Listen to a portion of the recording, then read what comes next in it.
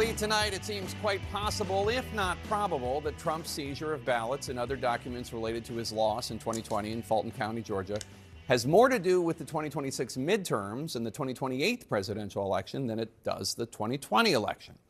How do I know this? Why do I think this? Well, Trump told us. Listen to what he told his former deputy FBI director, Dan Bongino, on a podcast yesterday. The Republicans should say, we want to take over. We should take over the voting in at least 15 places.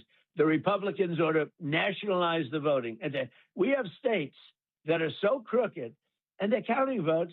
We have states that I won that show I didn't win. Now you're going to see something in Georgia where they were able to get, with a court order, the ballots. You're going to see some interesting things come out.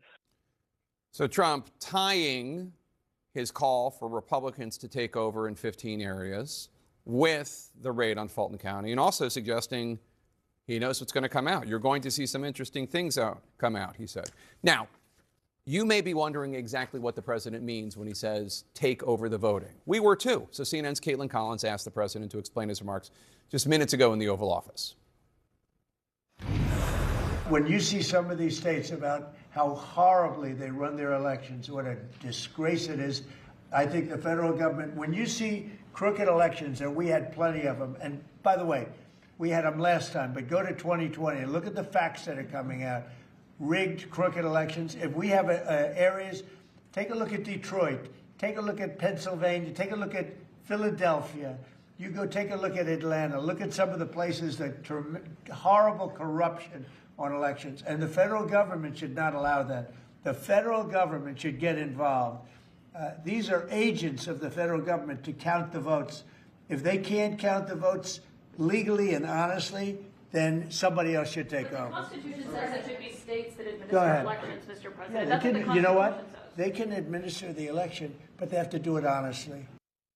So on the facts of the allegations the president just made about all this alleged election fraud in all these different places, hold that thought. But on the issue of that he's just talking about, that's the president saying that we should scrap the way we do elections per the U.S. Constitution, specifically the Elections Clause in Article 1, which gives states control over House and Senate elections take place. Article 2 gives states the power to decide how to hold their presidential elections. But Trump very clearly said in his comments on the podcast that he wants one party, his, the GOP, to take over the voting in multiple places, presumably, as we just heard, battleground states and cities and counties that he lost in 2020 because of his disproven lies that the election was stolen from him in 2020. Trump's words should be taken seriously. We all remember those who told us not to be concerned when Trump was pushing those baseless election conspiracy theories in 2020. We saw headlines that said there will be no Trump coup.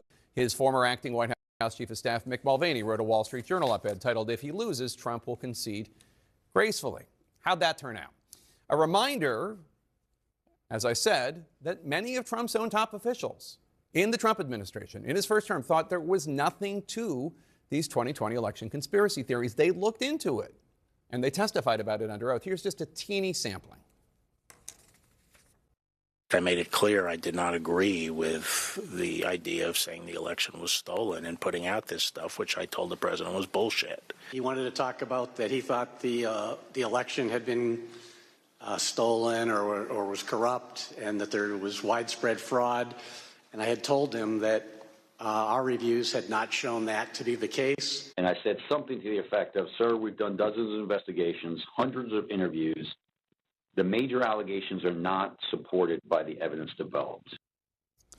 But now, of course, we're in the second Trump administration, and he has a team of administration officials who seemingly will do anything he wants. The director of national intelligence, Tulsi Gabbard, was there for the Fulton County raid. She put Trump on the phone to talk to the FBI agents, according to the New York Times, which experts say was certainly unusual, if not entirely inappropriate. Gabbard says the president did not ask any questions or issue any directives on the call, we should note. So now President Trump is connecting the dots. This is about establishing a justification, a predicate for his party to federalize elections in these areas that he talked about so that Republicans win. Another justification he offered in that podcast interview is the presence of undocumented immigrants in the United States. If Republicans don't get them out, you will never win another election as a Republican. And it's crazy how you can get these people to vote. And if we don't get them out, Republicans will never win another election.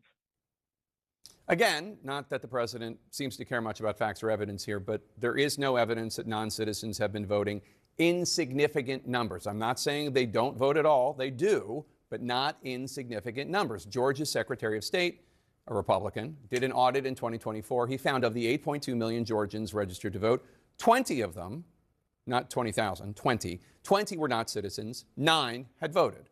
The governors and the secretaries of state and the election officials were the guardrails of democracy last time, Democrats and Republicans and independents alike. Will they be again this time? What will Republicans in Congress do? Anything?